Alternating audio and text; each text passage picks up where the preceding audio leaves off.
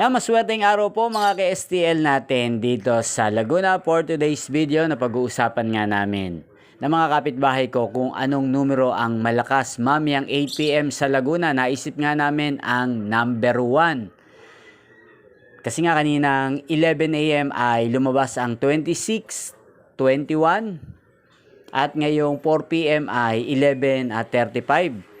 Kung tataya kami ng number 1, ang magandang i-partner ay number 8. Baka kasi isunod lang sa sumang 8. Kaninang 11 AM kasi 26 at ngayong 4 PM ay 35. Baka buuin yung 26 o kaya naman yung 35 gawing 8. O kaya naman, pwede nating i-partner sa number 1 ang number 17.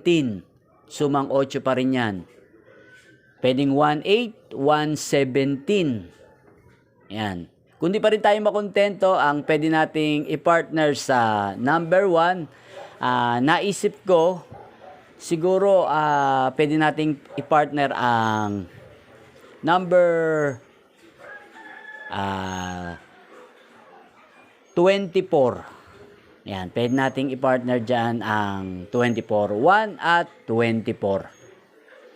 Kutob ko lang kasi na baka mag 24 mamayang 8 PM. Ayan. 18, 117 at 124. Yan, tatlong kombinasyon na yan.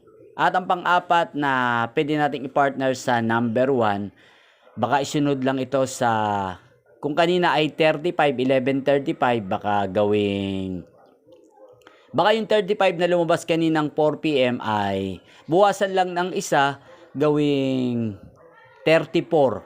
1 at 34. Yan, ito ang pwede nating i-partner sa number 1 na sa tingin namin ay lalabas. Pero hindi naman po 100%. Malakas lang po ang kutob namin sa number 1. 18, 117, 124 at 134. Yan, good luck po sa ating lahat. Sana yung mga nabanggit kong numero, sana isa dyan ay manalo po mamayang 8 PM sa STL Laguna. Yan, good luck po sa ating lahat. Maraming salamat po sa panonood nyo sa aking channel, Roderick Hernandez TV. Shoutout po natin si Madam Cherry Umagap na nanonood po sa channel na to.